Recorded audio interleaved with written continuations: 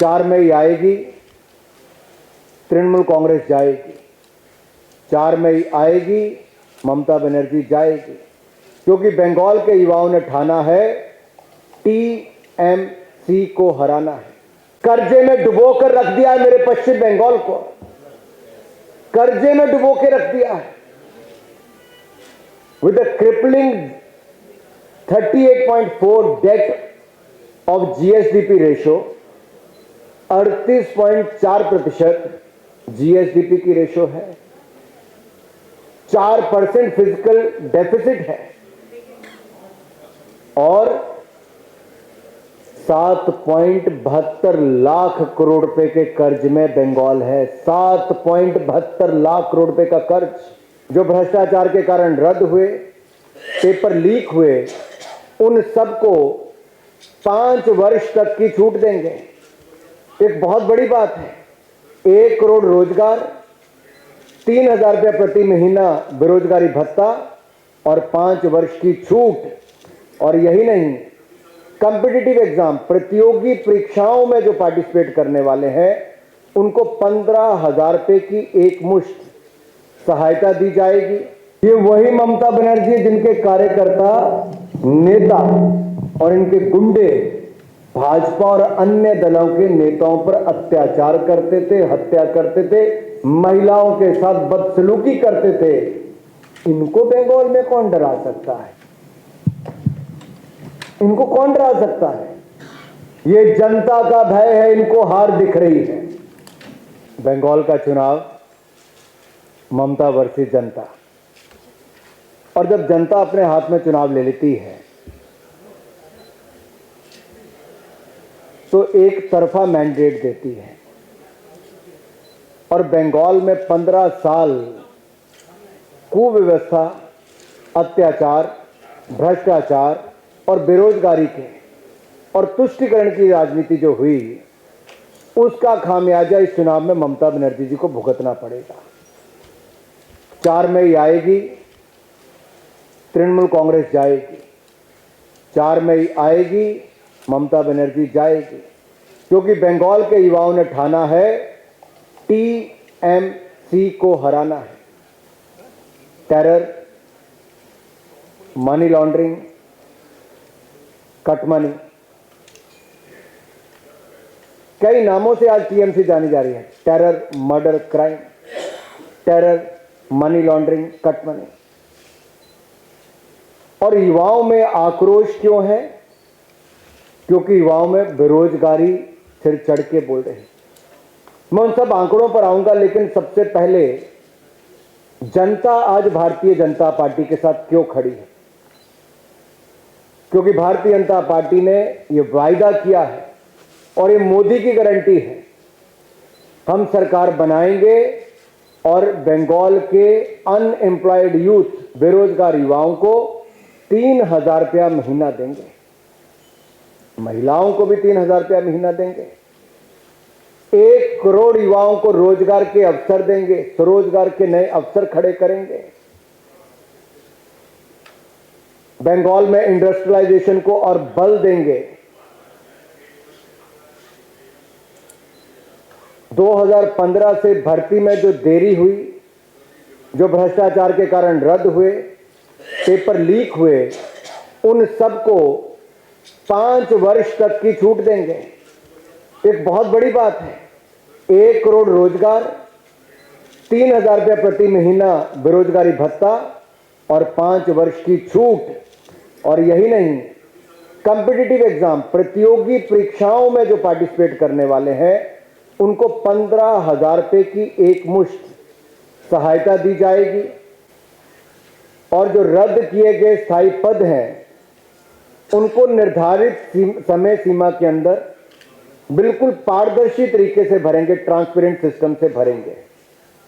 और मेरे युवा साथियों के लिए बंगाल में तो एक और बड़ा अवसर आया है, युवा उड़ान क्रेडिट कार्ड योजना।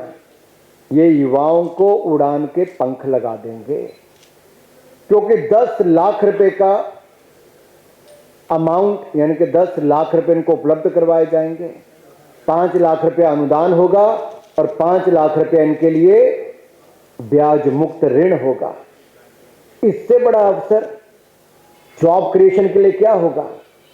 हम बंगाल के युवाओं को जॉब क्रिएटर्स बनाएंगे, जॉब सीकर्स नहीं। और अगली बात, बंगाल में खेलों में युवा आगे बढ़े, हम यहां पे स्पोर्ट्स यूनिवर्सिटी बनाएंगे जो अंतर्राष्ट्रीय स्तर के उसका नाम भी हो और युवाओं को उसमें अवसर भी मिले। जब बंगाल का नाम आता है तो यहां के पकवान की बात भी आती है, तो यहां के प्रदर्शन जो कल्चरल सेक्टर में है, मीडिया में है, फिल्म जगत में है, संगीत जगत में है, बड़े नाम है। लेकिन आज नई टेक्नोलॉजी क्या है? AVGC sector, animation, visual effects, gaming and comics, इसमें हम 1 लाख युवाओं को प्रशिक्षित करेंगे और ये एवीजीसी सेक्टर में एक बहुत बड़ा योगदान हम यहां पे करने वाले हैं। लेकिन बंगाल में आज स्थिति क्या है? In Bengal the jobs were promised, jobs were stolen and jobs were forced away out of Bengal. यहां वायदे बड़े किए गए लेकिन पूरे नहीं किए गए। देश का बेरोजगारी दर 5% है, लेकिन बंगाल में 5 गुना ज्यादा है उससे। 25% बेरोजगारी दर बंगाल में, 25% बेरोजगारी दर। Unemployed rate in Bengal is 25%। Post graduate unemployed rate is at 47.6%, यानी कि पोस्ट ग्रेजुएशन वालों का 47.6% बेरोजगारी दर है, उनके लिए रोजगार नहीं है। डिप्लोमा होल्डर्स का बेरोजगारी दर 31.3% है। रजिस्टर्ड जॉब सीकर, जो पंजीकृत जॉब सीकर है, नौकरी पाने वाले हैं, उनका गवर्नमेंट पोर्टल पर रजिस्ट्रेशन कितना है? 23 लाख, और 20 लाख से ज्यादा बेरोजगार है। और अभी जब सरकार ने रजिस्ट्रेशन करने के लिए कहा तो इससे कई गुना ज्यादा ने रजिस्टर किया। 2015-16 से लेकर 2022-23 तक 30 लाख नौकरियां इनफॉर्मल सेक्टर में खत्म हो गई बंगाल में, जबकि उसी समय में महाराष्ट्र में 24 लाख नई नौकरियां सृजन हुई। तो बंगाल में ऐसी स्थिति क्यों हुई? टीएमसी की सरकार ने बंगाल को जॉब सीकर्स बना दिया, यहां के युवाओं को जॉब क्रिएटर नहीं बनाया, और जॉब लूजर तो बना ही दिया जब 30 लाख नौकरियां यहां पर खत्म हुई। ये जो पलायन हुआ, माइग्रेशन हुआ, ये बंगाल के युवाओं का 45.3% माइग्रेशन महाराष्ट्र में हुआ जो जॉब ढूंढने गए, और लगभग 34% पलायन नई दिल्ली के लिए हुआ जहां पे जॉब ढूंढने गए। इसी तरह से कर्नाटक के लिए भी हुआ। They destroyed local entrepreneurship and livelihood, यहां के उद्योग, उद्यमी और रोजगार को भी खत्म करने का काम किया। दिया क्या? रीपैकेज स्कीम दी, खोखले वायदे और नारे दिए, जहां पे इंडस्ट्रियलाइजेशन या उद्योग आया नहीं बल्कि पलायन ही हुआ है। और जो सही मायने में नौकरी होनी चाहिए थी वो नहीं हुई, बल्कि नौकरी पाने वालों का पलायन ही हुआ।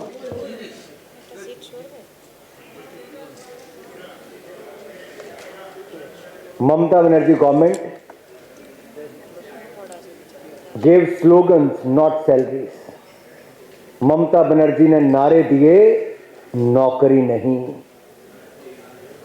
और मैं बड़ी गंभीरता से इस बात को कह रहा हूं, ममता बनर्जी ने नारे दिए, नौकरी नहीं। घुसपैठियों का भला, युवाओं को छला, युवाओं की नौकरी पाकर नौकरी ना देकर उनको छला है। आखिर ममता बनर्जी ने क्या बनाया? रिक्रूटमेंट माफिया बनाया, यानी कि नौकरी दिलाने वाले आपको लूटते थे। Mamata Banerjee created recruitment mafia rather than employment economy. यहां चाहिए थी रोजगार देने वाली अर्थव्यवस्था, लेकिन उसके बदले में मिला नौकरी माफिया। पार्थ चटर्जी का नाम तो आप जानते ही होंगे। चुनाव लड़ रहे हैं, वो नहीं लड़ रहे हैं। क्यों? 26,000 नौकरियां एसएससी टीईटी के स्कैम में खा गए, करोड़ों रुपए उनके घर से पकड़ा गया।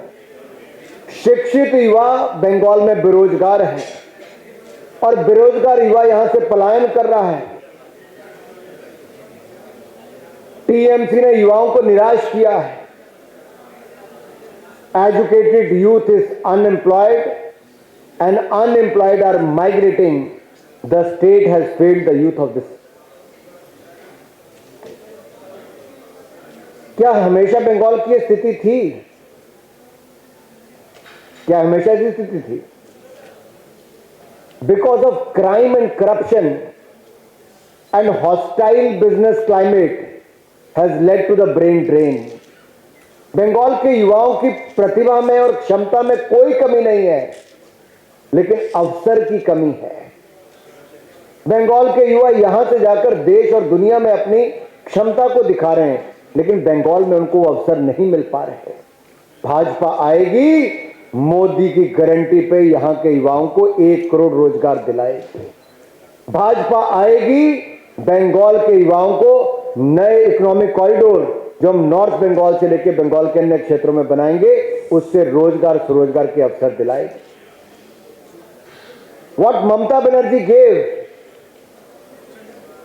borrowed money, borrowed promises, borrowed time, and what is has led to the crushing debt burden on the state of West Bengal.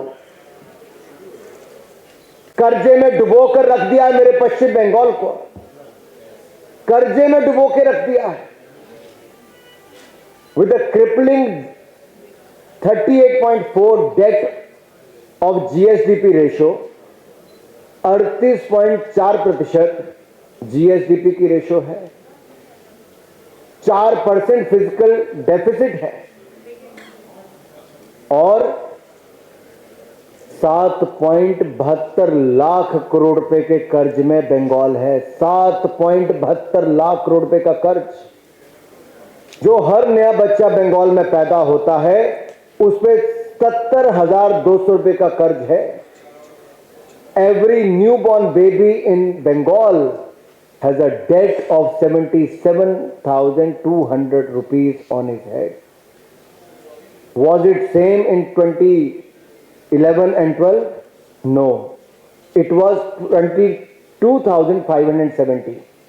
2011-12 में 22,570 रुपया कर्ज था प्रति व्यक्ति पर, जो बढ़कर 70,200 रुपया हो गया है। 3 गुना से ज्यादा कर्ज हर बंगाली पर, बंगाल के निवासी पर ममता बनर्जी की सरकार ने चढ़ा दिया है।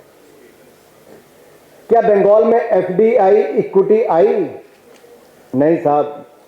अगर आप 2021-22 में देखें 3,817.2 करोड़ रुपए आए थे और 2024-25 में वो घटकर 2,262.5 करोड़ रुपया रह गया। ये कमी क्यों आई? क्योंकि क्राइम एंड करप्शन बढ़ा। ये कमी क्यों आई? क्योंकि हॉस्टाइल बिजनेस क्लाइमेट था। ये कमी क्यों आई? क्योंकि यहां के युवा का ब्रेन ड्रेन हो गया है, उसको बाहर जाने के लिए मजबूर कर दिया गया है। कितनी कंपनियां यहां से चली गई? 6,688 कंपनी चले गई, जिसमें से 110 लिस्टेड कंपनीज थी। ये बंगाल की स्थिति है। ईज ऑफ डूइंग बिजनेस में बंगाल 1 साल में 3 पायदान नीचे आ गया, 7वें से 10वें नंबर पे आ गया। बंगाल में कहीं वापस टीएमसी आ गई तो 20वें स्थान पे चला जाएगा। मैं आपसे इतना ही कहने आया हूं, बंगाल के युवाओं के लिए उम्मीद की कोई किरण है तो भारतीय जनता पार्टी है। देश की अर्थव्यवस्था को हमने 10वें से 4थे नंबर पर लाए हैं। बंगाल को सोनौर बंगला बनाने का काम हम लोग करेंगे। बंगाल के युवाओं को अवसर देने का काम हम करेंगे। बंगाल में गुंडों को कमाई का साधन बंद करेंगे। बंगाल के गुंडों को चेतावनी प्रधानमंत्री ने भी दी है, गृह मंत्री ने भी दी है। लेकिन एक गुंडा मंच पे खड़े होके कहता है और किसको धमकी देता है, वो अपना कद भी नहीं देखता और अपने भ्रष्टाचार को भी नहीं देखता। बंगाल के युवाओं को उनका हक मिल जाएगा जब ये गुंडे से मुक्त यहां की चले, जब घुसपैठ बंद हो जाएगी।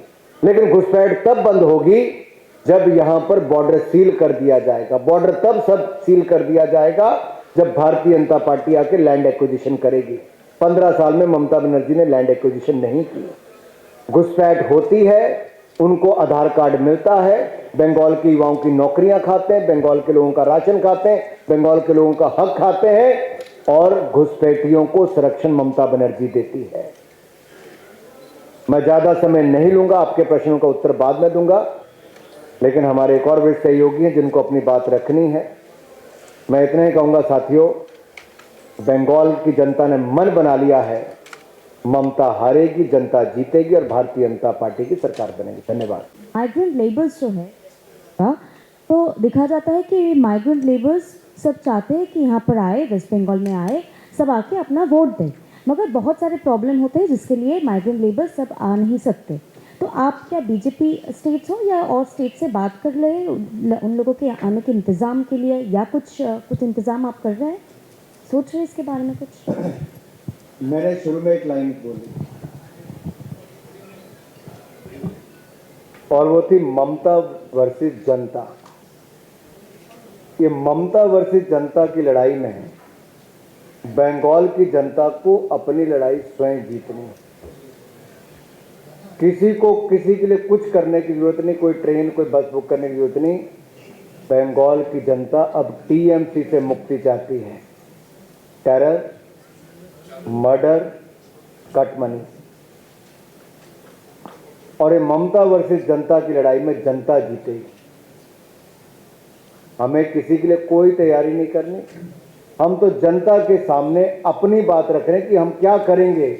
हम सोना और बंगला बनाते हैं, युवाओं को रोजगार देंगे, महिलाओं का सशक्तिकरण करेंगे, बंगाल को अपराध मुक्त करेंगे, बॉर्डर को सील करके घुसपैठ को रोकेंगे और बंगाल के लोगों को उनका अधिकार दिलाएंगे। Shivam times now.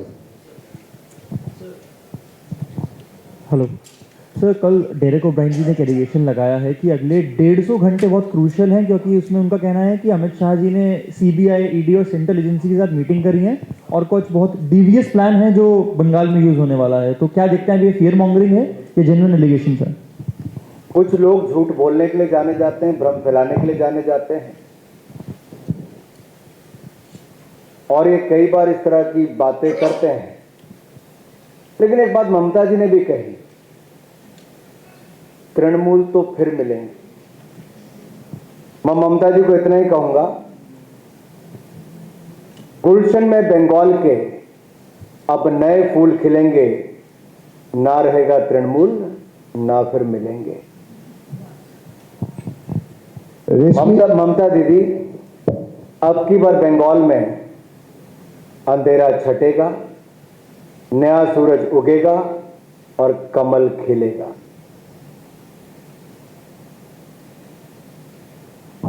रेशमी, CM Bangla. Hello sir, TMC का आरोप है केंद्रीय बाहिनी और सेंट्रल फोर्स बहुत जगह जा रही है और बंगाल की जनता के ऊपर अत्याचार कर रहा है और बोल रहा है बीजेपी को वोट देने के लिए। देखिए, ममता बनर्जी का नंदीग्राम छोड़ना, 74 विधायकों का टिकट काटना, सिटिंग मंत्रियों को टिकट ना देना और अब इस तरह के बयान ममता जी की बौखलाहट, छटपटाहट, घबराहट और चुनाव में हार की आहट बता रहा है। ये और कुछ नहीं है। ये वही ममता बनर्जी जिनके कार्यकर्ता, नेता और इनके गुंडे भाजपा और अन्य दलों के नेताओं पर अत्याचार करते थे, हत्या करते थे, महिलाओं के साथ बदसलूकी करते थे। इनको बंगाल में कौन डरा सकता है? इनको कौन डरा सकता है? ये जनता का भय है, इनको हार दिख रही है। ये जनता का डर है जो ममता बनर्जी को सता रहा है। ये जनता का डर है कि रोज ममता बनर्जी जी की जुबान से हार वाली वो बात निकल रही और ये निश्चित है। अभिषेक नवभारत। अनुराग जी, एक और आरोप टीएमसी की तरफ से लगाया जा रहा है कि ये चुनाव नहीं, ये युद्ध हो रहा है और सेना को अब टैंक और राफेल उतार देना चाहिए, लोग देखना चाहते हैं। इसके साथ ये भी कहा गया है कि इस युद्ध से टीएमसी डरने वाली नहीं है और इसका जवाब दिया जाएगा। मैं इतना ही कहूंगा ममता जी से कि राहुल जी और ममता जी, कांग्रेस और तृणमूल कांग्रेस ने चाहे भारतीय सेनाओं ने एयर स्ट्राइक किया, सर्जिकल स्ट्राइक किया, ऑपरेशन सिंदूर की घटना की, ये जितनी कार्रवाई हमारी सेनाओं ने की है उनका शौर्य, उनकी वीरता को दिखाता है। पाकिस्तान के अंदर घुसकर आतंकवादी ठिकानों को ध्वस्त करना और अपने पहलगांव अटैक का बदला लेना, उरी का बदला लेना, ये हमारी सेनाओं ने किया। तब ममता बनर्जी और राहुल गांधी जी किसके साथ खड़े थे? जो पाकिस्तान की भाषा वही इनकी भाषा होती थी। पाकिस्तान यूनाइटेड नेशन में जाकर भी इनकी बोल बोलते थे, उनके बयानों को लेकर वहां पे बात करते थे। और श्रृंगला जी से ज्यादा अच्छा कौन जान सकता है। और ये लोग आज कहते हैं रफेल उतार दो, टैंक उतार दो। अरे जहां जनता ने कमर कस ली हो आपको हराने की, वहां किसी को उतारने की जरूरत नहीं। केवल जनता पोलिंग बूथ तक पहुंच जाए, तृणमूल का गिरना होगा ही। सुष्मिता मंडल, न्यूज 18 बांग्ला।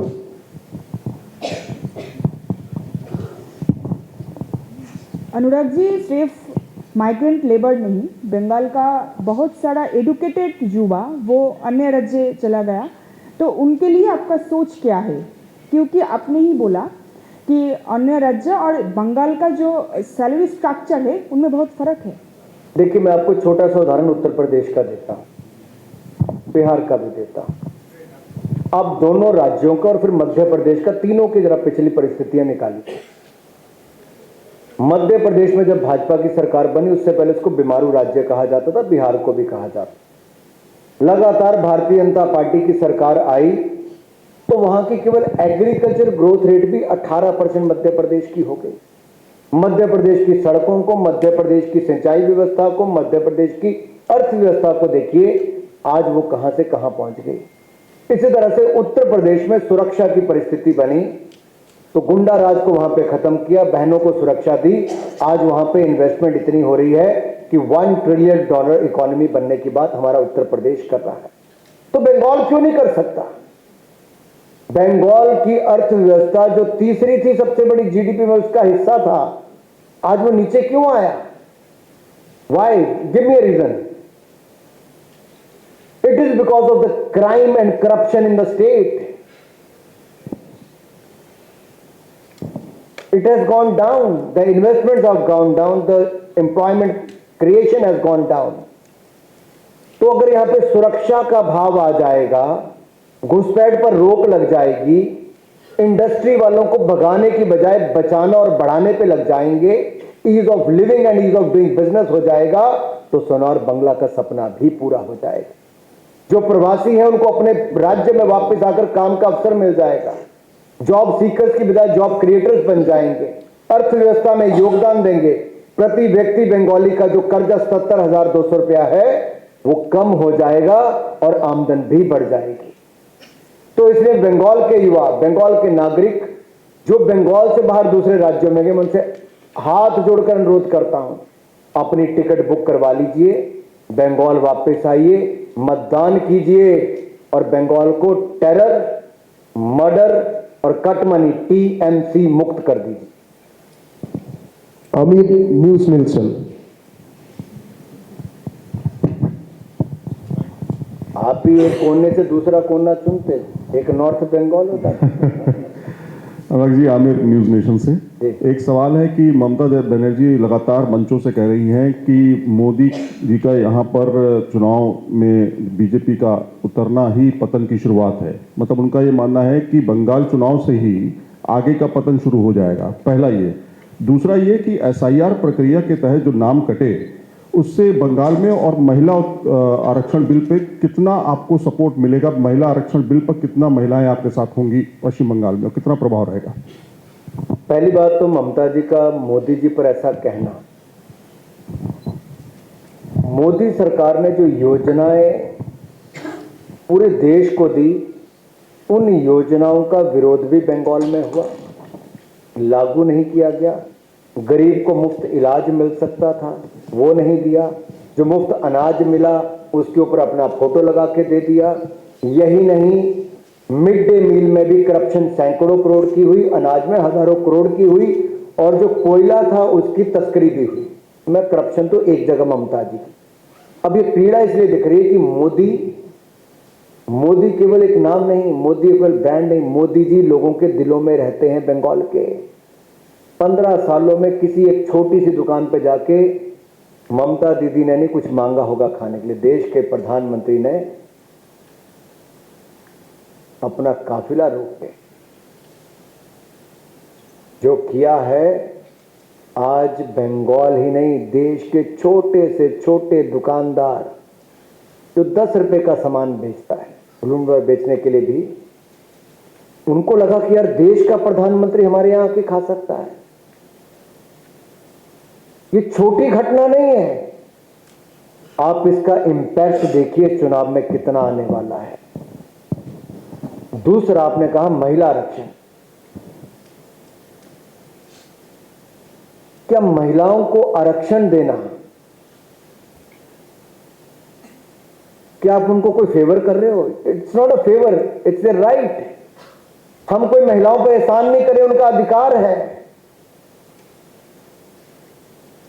47 में आजादी मिली, 50 में हमारा संविधान आ गया, रिपब्लिक बन गया। उसके बाद भी अगर इतने वर्षों तक महिलाओं को रुकना पड़े, 40 साल तो इंतजार हो गए। मेरा आपसे एक छोटा सा प्रश्न है सबसे। 1996 देवे गौड़ा जी महिला आरक्षण बिल लेकर आए, कांग्रेस ने गीता मुखर्जी कमेटी को भेज दिया, क्यों नहीं लागू करवाया? 1998 से 2003 तक 4 बार अटल जी लाए, 4 बार इसको दबाने का काम कांग्रेस ने किया कि नहीं किया? कांग्रेस ने हमारा सहयोग नहीं किया महिला आरक्षण बिल पे। 2010 में राज्यसभा में, और हमने लोकसभा खुले रूप से कहा भाजपा ने कि यूपीए की सरकार चाहे श्रेय ले ले, महिलाओं को आरक्षण मिले। राज्यसभा में केवल 1 वोट किसी ने खिलाफ दिया, बाकी सारे महिलाओं के हित में गए। लोकसभा में 2010 से लेकर 2014 तक 4 साल कांग्रेस बिल क्यों नहीं लाई? मेरा सवाल यह है। कांग्रेस सत्ता की भूखी थी, सच्चे मन से महिलाओं को आरक्षण नहीं देना चाहती थी। समाजवादी पार्टी आरजेडी उसके दबाव में बिल नहीं लाई, कहीं सत्ता ना चली जाए। नरेंद्र मोदी जी ने कहा मैं 2034 का इंतजार नहीं करूंगा, 2029 में महिलाओं को आरक्षण दूंगा, इसलिए हम लाए। 1971 में जनसंख्या 54 करोड़ थी, आज 140 करोड़ है। 1976 में कैप इंदिरा गांधी जी ने लगाई थी 550 सीट की, हम उसको बढ़ाने के लिए बिल लाए हैं भाई कि 850 कर दीजिए। 850 करके 33% आरक्षण में महिलाओं को ज्यादा सीटें दे दीजिए। SC ST की महिला उसको भी ज्यादा सीटें मिलेंगी, OBC की महिला उसको भी मिलेगी, जनरल की महिला उसको भी मिलेगी। अरे भाई मुस्लिम महिला होगी तो उसको भी मिलेगी, लेकिन आप कहते हो कि मुस्लिम महिलाओं को आरक्षण दीजिए, जो संभव नहीं, आपका संविधान नहीं कहता। धर्म के आधार पर आपको आरक्षण नहीं मिल सकता, संविधान कहता है। तो संविधान का विरोधी कौन? राहुल गांधी। संविधान का विरोधी कौन? अखिलेश यादव। संविधान का विरोधी कौन? ममता बनर्जी। ये लोग संविधान दिखाते हैं लेकिन संविधान विरोधी बात करते हैं। अरे मुसलमान को आरक्षण मिल ही नहीं सकता, धर्म के आधार पर किसी को भी नहीं मिल सकता है। तो आप महिलाओं का आरक्षण रोकने के लिए कहते हैं मुस्लिम महिला को आरक्षण दे दो, फिर आप कहते हो जातीय कास्ट सेंसस कराइए, हमने वो भी करा दिया। अब उसमें तो टाइम लगेगा सेंसस के लिए। हम ये कहते सेंसस अपने समय पे होगा, आप 50% सीटें बढ़ा के डिलिमिटेशन करा दीजिए ताकि महिलाओं को उनका अधिकार मिले।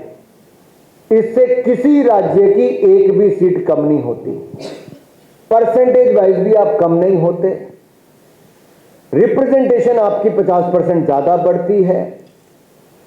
तो अगर किसी का नुकसान नहीं, सबका लाभ है, महिलाओं से लेकर सबका। आबादी बढ़ गई तो क्या एमपी नहीं बढ़ने चाहिए? मलकाजगिरी में कितनी 37 लाख वोटर हैं भाई।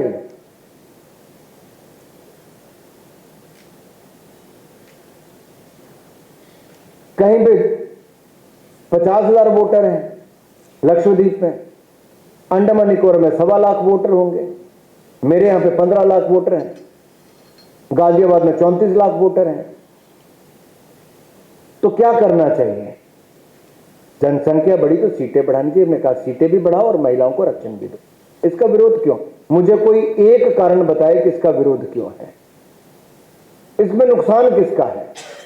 इसमें नुकसान है फोफो पार्टीज का। FOFO, family owned, family operated parties, जिनकी पार्टीज की महिलाओं को आरक्षण की जरूरत नहीं है भाई। ये फोफो पार्टीज की महिलाएं किसी भी सीट से इनको टिकट मिल सकती है, आरक्षण की जरूरत नहीं है। चाहे कांग्रेस हो, समाजवादी पार्टी हो, डीएमके हो, टीएमसी हो, एनसीपी, एसपी हो, या ऐसी कोई भी पारिवारिक दल है जहां एक परिवार का कब्जा है, वहां की महिला को आरक्षण की जरूरत नहीं है।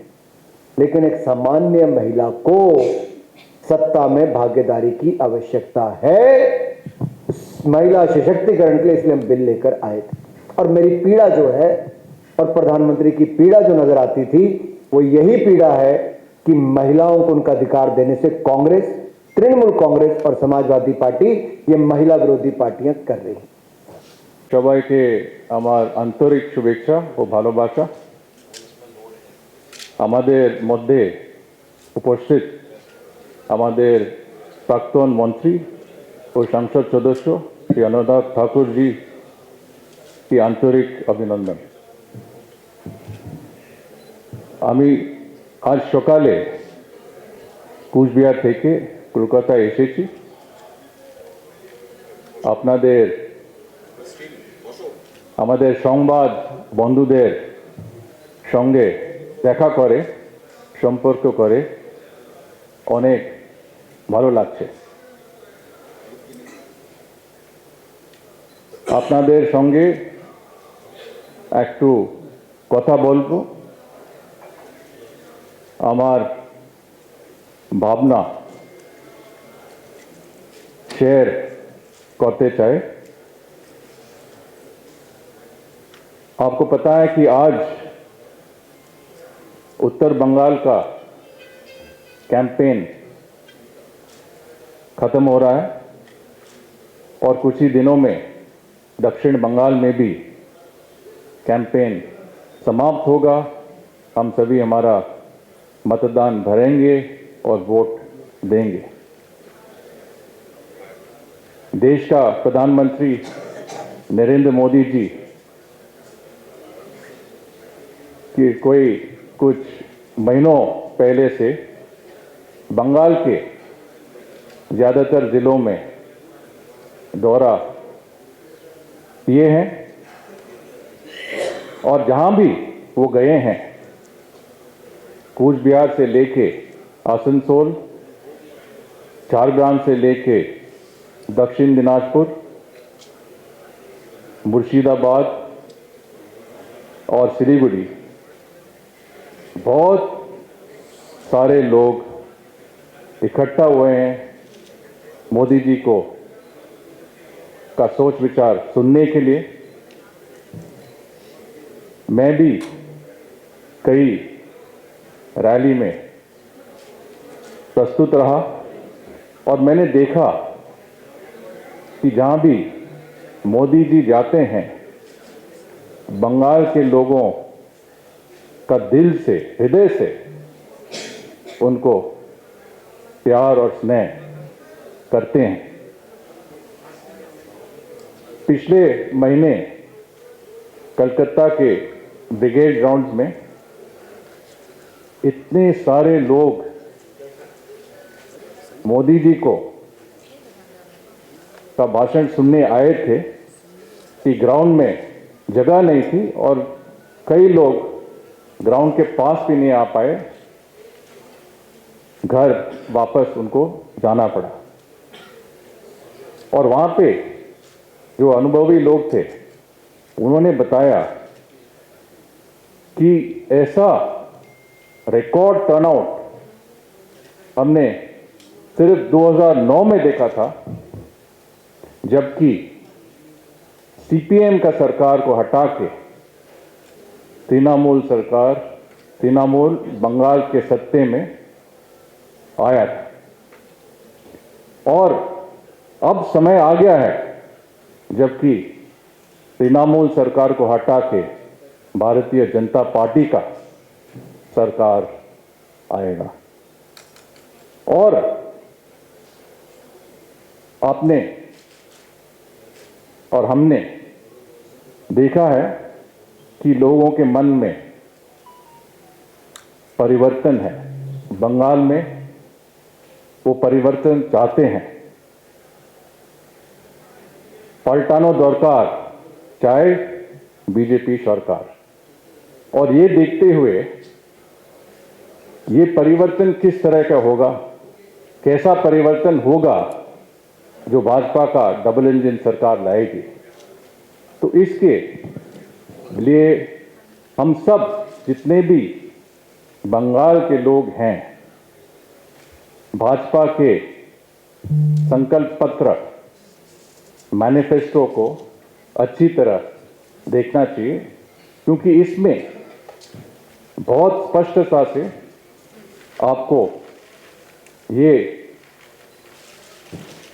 सूचना देगा कि भाजपा का सरकार आने से हमारे जिंदगी में, आपकी जिंदगी में, आपके परिवार की जिंदगी में, हमारे राज्य में कैसा परिवर्तन आएगा।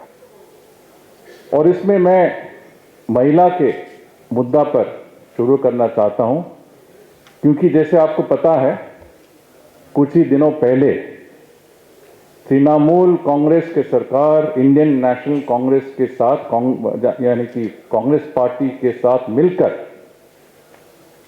नारी शक्ति वंदन अधिनियम का विरोध किया।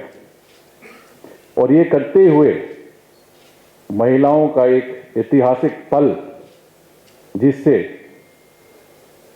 अपने लोकतंत्र के सबसे ऊंचा स्तर पर हमारे सांसद में और हमारे राज्यों का विधानसभाओं में महिलाओं के लिए 33% आरक्षण का प्रोविजन था, ये रोका गया। और मैं समझ नहीं पाता हूं कि इस राज्य के वर्तमान मुख्यमंत्री ममता जी महिला होते हुए भी महिलाओं का एक ऐतिहासिक हक को रोका। और मुझे लगता है कि तृणमूल कांग्रेस ने ना सिर्फ अपनाम किया है, बल्कि महिलाओं के मुद्दे पर अपराध किया है। और ये बंगाल की महिलाएं कभी भूलेंगे नहीं और कभी माफ भी नहीं करेंगे। और अगर भारतीय जनता पार्टी का सरकार हो, 4 मई से जब सरकार शुरू होगी बंगाल में, तो महिलाओं के लिए, महिलाओं की सुरक्षा के लिए, महिलाओं के देखभाल के लिए भाजपा क्या करेगी वो मैं संक्षेप में आपको बताऊंगा। पहले तो जो आज का माहौल है, जिससे कोई भी ये महा गुंडा राज, महा जंगल राज जो चल रहा है, जिसे कोई भी किसी महिला के घर में जाके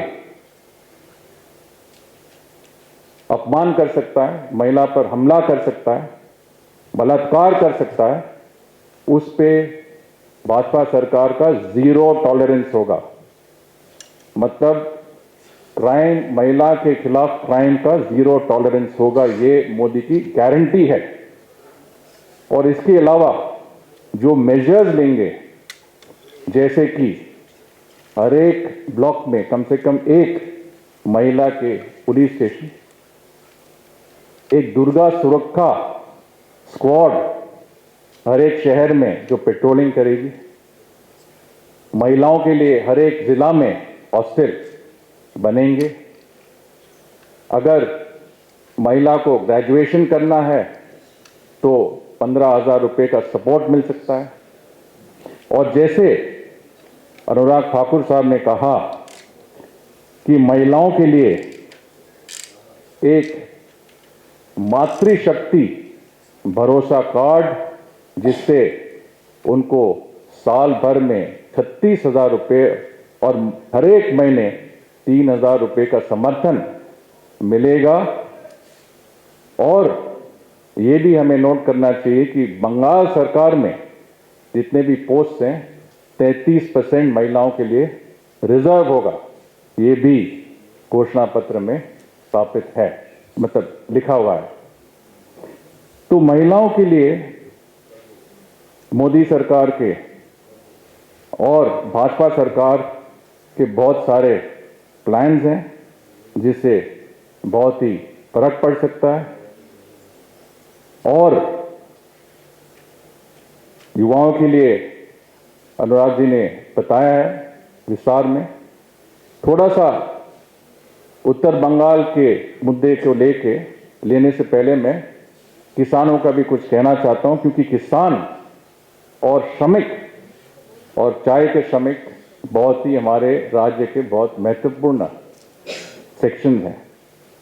किसानों के लिए मिनिमम सपोर्ट प्राइस अपना चावल के लिए तो धान होता है, उसके लिए 3,100 रुपये रखा है।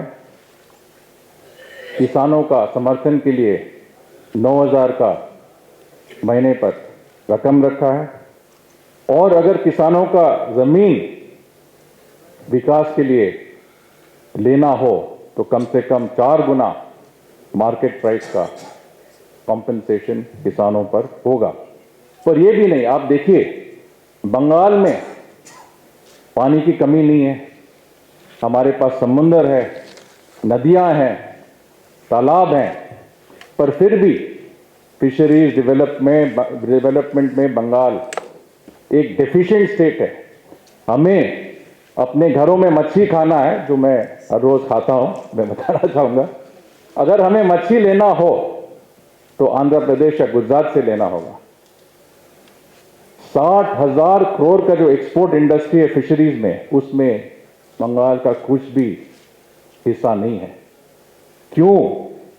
क्योंकि तृणमूल सरकार ने फिशरीज का प्रोसेसिंग, मरीन प्रोसेसिंग यूनिट्स और जो कोल्ड चेन स्टोरेज होता है पोर्ट्स में, उस पर कोई भी इन्वेस्टमेंट नहीं किया है। और भाजपा सरकार फिशरीज पे बहुत प्राथमिकता देंगे, फिशरीज पे बहुत सारे इन्वेस्टमेंट्स होंगे और हमारे किसानों के लिए ये एक बहुत ही बड़ा एक लाभ होगा। और उत्तर बंगाल, जिस क्षेत्र से मैं खुद ही आता हूं, उसमें हमारे चाय बागान के श्रमिकों का क्या हालत है। बंगाल का सरकार ने चाय बागान का श्रमिकों का मिनिमम वेज 250 रुपये रखे हैं। 250 रुपये से आज क्या होता है, अपना पेट पालन भी नहीं होता है। आप कैसे अपने बच्चों का शिक्षा दे सकते हैं, कैसे अपना स्वास्थ्य का ख्याल रख सकते हैं, जबकि चाय बागान सारे राज्य में बंद हो रहे हैं। 80% चाय बागान या तो सिक हैं, या तो बंद हैं, या तो मतलब बंद होने का डेंजर में है। श्रमिकों का कंपैरेटिव आप स्टेटिस्टिक्स देखिए, असम का ब्रह्मपुत्र वैली में मिनिमम वेज 280 रुपये हैं। तमिलनाडु में चाय बागान के श्रमिकों को 4 से 425 रुपया देते हैं, और केरल में श्रमिकों को 540 रुपये देते हैं, बंगाल में 250 रुपये। और इसके अलावा जो श्रमिक पीढ़ियों से पर अपने भूमि पर अपना पसीना, अपना खून देते आ रहे हैं, उनका जमीन पर एक भी हक नहीं है। अभी लैंड राइट्स एक भी श्रमिक को बंगाल में दिया नहीं है, बल्कि असम में और अन्य राज्यों में चाय के श्रमिकों को लैंड राइट्स भी दिए हैं। पर लैंड राइट्स किसको दिए हैं? बंगाल सरकार और तृणमूल कांग्रेस के सरकार ने लैंड राइट्स चाय बागान में किसको दिए हैं? जो मालिक हैं उनको 30% एग्रीकल्चर लैंड कन्वर्ट करके होटल और अन्य फैसिलिटीज बनाने का राइट्स दिए हैं, और श्रमिकों का कुछ भी ख्याल नहीं किया है। उत्तर बंगाल में एक नेग्लेक्टेड स्टेट का एक नेग्लेक्टेड पार्ट रह गया है। परसों हम उत्तर बंगाल में अपना वोट देंगे। लोगों को इसमें ख्याल रखना चाहिए कि आपका टोटल बजट तृणमूल कांग्रेस सरकार की तरफ से 2000 करोड़ रखा है, जबकि एक माइनॉरिटी कम्युनिटी के लिए बजट 5800 करोड़ रखा है। तो आप कंपैरेटिव रेट देखिए, इसमें पूरा उत्तर बंगाल रीजन के लिए सिर्फ 2000 करोड़। कोई विकास नहीं रहा, कोई तरक्की नहीं हुई, और लोगों का कोई फैसिलिटी नहीं रहा। जो भी डेवलपमेंट, जो भी विकास हो रहा है उत्तर बंगाल में, ये केंद्रीय सरकार की फंड से हो रहे हैं। एशियन हाईवे हो रहा है, न्यू जलपाईगुड़ी रेलवे स्टेशन में मॉडर्नाइज हो गए हैं। एक भाजपा के संकल्प पत्र में ये भी है कि दार्जिलिंग से लेके सुंदरबन तक एक नया हाईवे होगा। बजट में आपने देखा है केंद्र सरकार के बजट में कि हाई स्पीड ट्रेन वाराणसी से लेके सिलीगुड़ी तक होगी। और राज्य सरकार की तरफ से कुछ तो हुआ ही नहीं। जब केंद्रीय सरकार ने पैसे दिए थे एक एम्स रायगंज में उत्तर बंगाल में खोलने के लिए, ये पैसा डाइवर्ट होकर कल्याणी में चला गया। कोई सेंट्रल यूनिवर्सिटी नहीं है, कोई स्पोर्ट्स फैसिलिटी नहीं है। अभी अनुराग जी ने बताया कि एक स्पोर्ट्स यूनिवर्सिटी होगा, उत्तर बंगाल में एक स्पोर्ट्स यूनिवर्सिटी खुलेगा, ये भी हमारा गारंटी है। और एक all India institute of medical sciences, जो मल्टी स्पेशलिटी हॉस्पिटल उत्तर बंगाल में भाजपा सरकार, बंगाल की भाजपा सरकार ले आएगी। एक IIT, एक IIM, एक all India institute of Ayush भी होगा। ये फायदा नॉर्थ बंगाल को होगा, और नॉर्थ बंगाल के लोगों को बहुत सारा बेनिफिट मिलेगा। और मेरा मतलब जो खुद का होम टाउन है, जो दार्जिलिंग है, दार्जिलिंग का नाम कम से कम 4 बार घोषणा पत्र में आया है, जबकि और जगह का नाम 1 या मैक्सिमम 2 बार आया होगा। तो ये प्राथमिकता जो भाजपा सरकार उत्तर बंगाल के लिए देती है, पूरा बंगाल के लिए देती है, संपूर्ण बंगाल के लिए, वो टीएमसी ने यूनिफॉर्म डेवलपमेंट नहीं किया। और एक और बात है कि नॉर्थ बंगाल एक बहुत सेंसिटिव स्ट्रेटेजिक लोकेशन है। आपको पता है कि दार्जिलिंग कंस्टिट्यूंसी में, लोकसभा कंस्टिट्यूंसी में 3 अंतर्राष्ट्रीय बॉर्डर्स हैं। पूर्व की तरफ भूटान है, पश्चिम की तरफ नेपाल है, और दक्षिण की तरफ बांग्लादेश है। और कुछ उत्तर में जाए सिक्किम के बाद तो चीन का बॉर्डर भी होगा। और ये जो चिकन नेक कहते हैं, जो 22 किलोमीटर के विड्थ है, ये हमारे देश का एक बहुत ही सेंसिटिव एरिया है, और ये कॉम्प्रोमाइज होते ही जा रहा है। हम देखते रहते हैं हर रोज कुछ ना कुछ घटना जिससे हम कॉम्प्रोमाइज होते जा रहे हैं। और क्यों होते जा रहे हैं? जहां पे फेंसिंग नहीं है हमारे बॉर्डर में बांग्लादेश के साथ, ये मालदा में है, कूच बिहार में है। क्यों नहीं है? जैसे मंत्री जी ने बताया, बंगाल सरकार ने जमीन नहीं दिया फेंसिंग के लिए। और ये भी हमारा गारंटी है कि 45 दिन तक, जब से सरकार बनेगी यहाँ पे, फेंसिंग की काम शुरू होगी। और वो भी ख़त्म भी हो जाएगा, मतलब उसके बाद ख़त्म भी हो जाएगा। तो ये सब सुरक्षा के तौर से हमारे राज्य के लिए, हमारे देश के लिए, उत्तर बंगाल का डेवलपमेंट, उत्तर बंगाल का सुरक्षा एक बहुत ही महत्वपूर्ण मुद्दा है, जिसे हम सभी को थोड़ा सा सोचना होगा और जिससे हमारे राज्य में और हमारे देश में परिवर्तन आ सकता है। तो काफ़ी कुछ रह गया है कहने के लिए, पर समय की कमी भी है। तो ये देखते हुए मैं फिर कहता हूँ बंगाल के हमारे लोगों से कि आपको अपना ज़िंदगी में कुछ परिवर्तन लाना है, जो रियल चेंज लाना होगा, अगर बदलाव लाना है बंगाल में, हमारे राज्य में कुछ भी विकास लाना है, कुछ भी आपके परिवार और आपके समाज के लिए पॉजिटिव चेंज लाना है, तो भाजपा को कमल के फूल का चिन्ह पर आप बटन दबाएं। और आखिरी में कहता हूं, ये जो अनुराग जी ने पहले भी बताया है कि मोस्ट इंडस्ट्रियलाइज स्टेट से हम लीस्ट इंडस्ट्रियलाइज स्टेट हो गए। ये राज्य बंगाल, जहां पे लोग भारत के दूसरे राज्यों से रोजगार की खोज में आते थे, आज बंगाल के युवाएं बंगाल से बाहर जाके रोजगार की तलाश में हैं। तो ये हमें ये स्थिति से बिल्कुल, मतलब हम इससे सहमत नहीं हैं, और अगर आप सहमत नहीं हैं तो आप जरूर अपना मतदान पूरा करें और भाजपा सरकार को बंगाल में 4 मई को ले आएं। बहुत बहुत धन्यवाद।